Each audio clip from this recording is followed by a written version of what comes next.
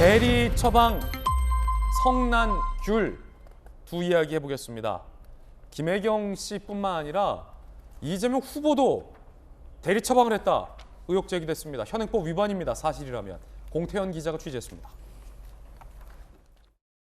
지난해 5월 경기도청 7급 비서 A씨가 5급 사무관 배모 씨에게 텔레그램으로 보낸 사진입니다. 약봉투에 이재명 당시 경기지사의 이름이 적혀 있습니다.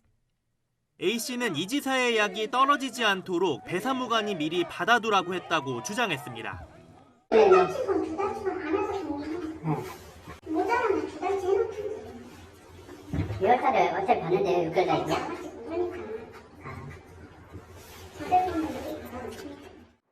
처방전은 경기도 청사안에 있는 부속의원에서 받았습니다. 병원실 가서 처방전만 받아놔요. 그거 처방전 나중에 약 시킬 거예요, 진행. A씨는 전임자가 알려준 대면 진료 없이 처방전 받는 법을 배 씨에게 설명하기도 했습니다.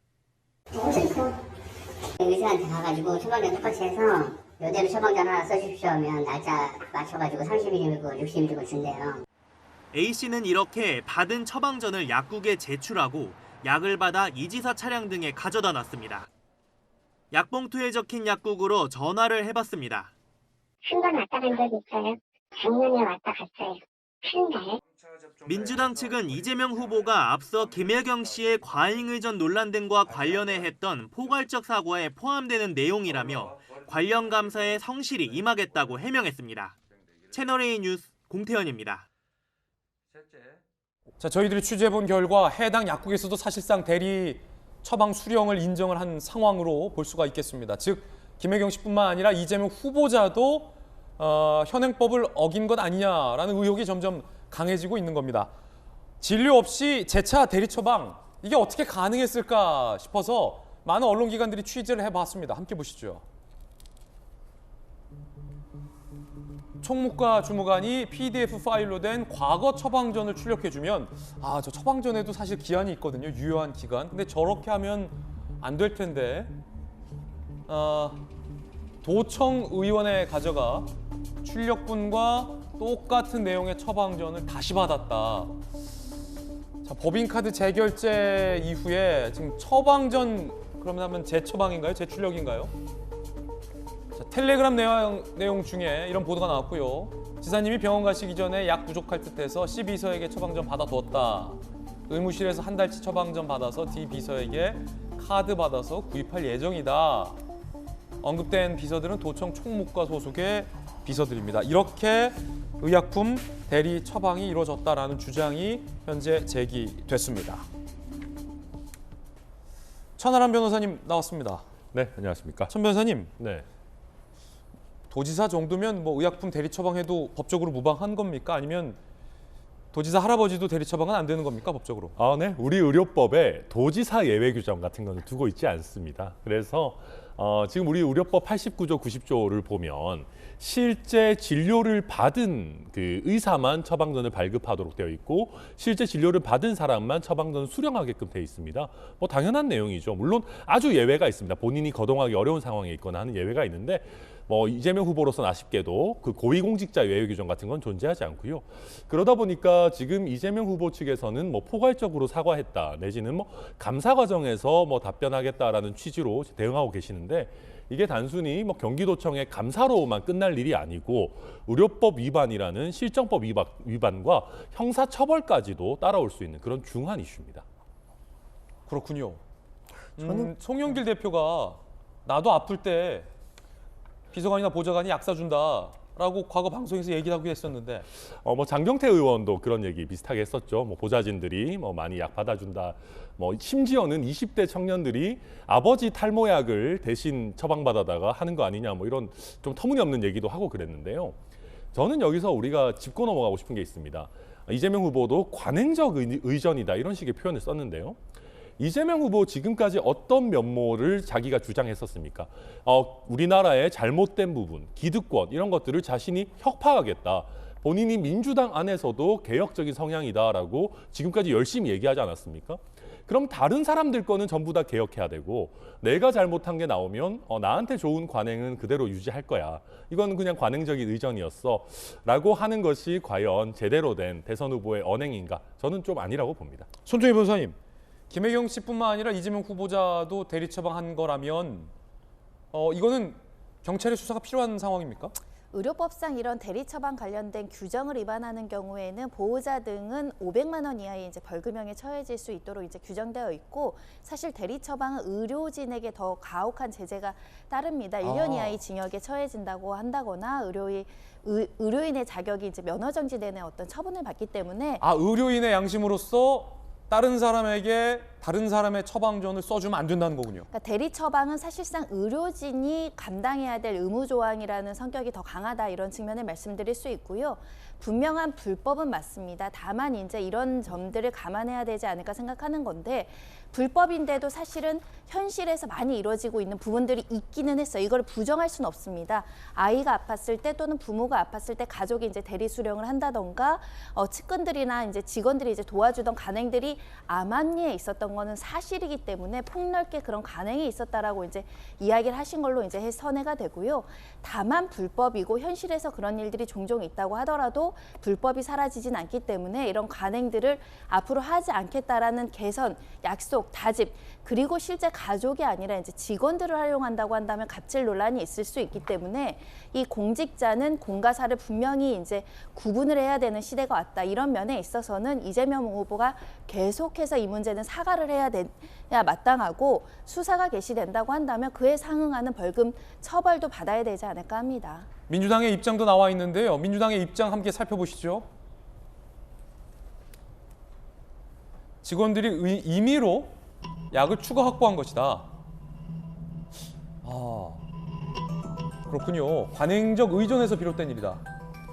그렇다면은 이재명 후보 이전의 경기도지사들에게도 관행적으로 저는 대리 처방이 있었다라는 의미 있는 것 같은데 사실관계 확인이 좀 필요해 보입니다. 부인의 사과 때 이 후보가 포괄적으로 책임을 인정했다. 포괄적 사과다에 해당한다라고 입장을 냈습니다. 전주현 의원님, 네. 판사하셨잖아요. 네. 이 입장, 그 직원들이 임의로 약을 대리 처방 받은 거고 관행적인 거고 포괄적으로 이미 사과를 했다라는 민주당 네. 입장에 대해서 어떻게 보십니까? 법원 이제 판사 입장에서 보면 이런 것을 바로 개전의 정이 없다고 얘기합니다. 개전의 정의 예, 없다. 뉘우침이 없는 거죠. 뉘우침이 없다. 예, 왜냐하면 이제 관행이라고 할 수도 있어요. 그거는 그렇지만 이제 가장 중요한 것은 결국 이런 분이 대통령 후보로서의 자격이 있느냐 없느냐 그런 거 아니겠어요? 이게 그냥 평범한 사람으로 살아가느냐 아니면 어떤 공직에 도전을 하느냐. 그리고 이제 대통령 후보라는 것은 결국은 가장 높은 그런 선출직가 아닙니까? 이제 그런 분일수록 오히려 굉장히 자기 관리에 엄격해야 되고 오히려 주위에서 그렇게 하려고 해도 하지 말아라. 사실 그래야 되는 거예요. 그런데 우리 그 김혜경 여사에 대해서 사실 저는 개인적으로 정말 이해가 안 되는 것이 이분이 벌써 한번 대선을 대선 도전을 해서 경선에 나왔던 분이에요. 2017년에. 그렇다고 하면 당연히 그것은 5년 후를 기약을 하기 때문에 굉장히 처신을 오히려 조심하게 하고 자기로 인해서 어떠한 그런 불미스러운 일이 발생하지 않도록 조심을 해야 되는 것이 이것이 공직자로서의 기본적인 자세입니다. 그런데 법인 카드로 뭐 초밥 10인분, 뭐 아니면 소고기, 뭐 여러 가지 지금 뭐 나오고 있는 것이 너무 많지 않아요. 이제 거기에다가 아무리 관행적인 것이라고 하더라도 여기에 대한 어떠한 그런 태도가 이게 뭐 전에 다 언제 포괄적으로 사과를 했는지 사실 그 문구를 보고 포괄적으로 사과를 했다고 보는 그런 사람은 없을 겁니다. 그래서 과연 이런 분이 이런 그 공직자로서의 자세가 결국 굉장히 부족하고 이런 것을 보면 결국은 제왕적 도지사를 한 거예요. 그럼 이런 사람이 대통령이 되면 어떻게 되겠습니까? 제왕적 대통령이 될 수가 있다. 이런 면에서도 굉장히 이것은 공직자로서 대선 후보로서 자질 부족인 하는 그런 면이 있는 것이다. 이런 생각을 하지 않을 수 없습니다. 저는 궁금한 게 두 가지 기자로서 질문 드릴 텐데요. 뭐 야당 이런 의견 주셨으니까 야당 의견에 대한 답변도 당연히 주시고 포괄적인 사과라고 말씀하셨는데 그 사과의 범위가 너무 포괄적인 것은 아닌지, 두 번째는 관행적인 측면이고 직원들이 임의로 약을 확보해 놓은 것이라고 하셨는데 그럼 전재수 의원님 부산에 계시니까 민주당 소속의 부산시장 그다음에 민주당 소속의 서울시장 박원순 시장 과거, 민주당 소속이었던 충남도지사 등도 다 관행적으로 약을 대리 처방합니까? 그거까지는 모르겠습니다만 이것은 여야를 막론하고 정치권에 사실은 없어져야 될 그 관행들이 굉장히 많이 있죠. 예를 들면 국회의원들 같은 경우 국회의원 차를 운전하는 사람들 새벽 별 보고 들어오고 밤 10시, 11시, 12시까지 의원이 집에 들어가지 않으면은 그 운전대 잡고 있어야 되고 이거 이 근로기준법 위반이죠. 예. 8시간 노동하게 돼 있지 않습니까? 그렇다 그래서 뭐 새벽별 보고 나오고 이 새벽에 또 들어가는데 그렇다 그래서 국회의원들이 수당을 더 쳐주는 것도 아니거든요. 그러니까 그 다음에 옛날에는 국회에 국회의원들만 탈 수 있는 엘리베이터가 있었어요. 거기에 빨간 카펫을 깔고. 그러니까 이게 사실은 이제 엄격하게 그냥 이 관행으로 벌어지고 있는 일들인데 엄격하게 따지면은 실정법 위반이 굉장히 많습니다. 우리 사회에 말하자면 이제 기득권화되어 있는 특권의 영역에서 많은 일들이 벌어지죠. 그렇기 때문에 청산되고 없어져야 될 관행이다. 이 말씀을 드리고 이재명 후보도 마찬가지입니다. 이 부분에 있어서 과잉 어선에 대해서 이제 사과를 드렸고 다만 이제 경기도청 그다음에 관사 공관 여기에 이제 각기 비치되어 있는 약이다 보니까 이쪽에서 떨어지면은 채워 넣어야 되니까 대신 가서 이제 뭐 채워 넣는 그런 관행이었지 않나 그렇게 생각을 합니다. 다만 우리가 이런 관행들 특권적 영역에 있는 기득권적 영역에 있는 이런 관행들을 하나씩 그 없애 나가고 있습니다. 그렇게 돼야지 이게 소위 말해서 국민들이 들으면 눈살을 찌푸릴 수 있는 이런 과잉 의존이나 이런 것들이 없어질 수 있다고 저는 생각을 합니다. 사과의 자세, 사과의 의미를 갖고 있다라는 전재수 의원님의 상세한 설명이었습니다. 이준석 대표 이 문제 비판했는데 들어보시죠. 옛말에 바늘 도둑이 소도둑 된다고 했습니다. 소고기 나라 돈으로 사먹은 사람, 우리나라에 수백조 달하는 예산, 소고기 하나 자기 돈으로 사먹지 못하는 사람에게 맡길 수 있겠습니까? 이 대표의 이야기까지 들어봤습니다.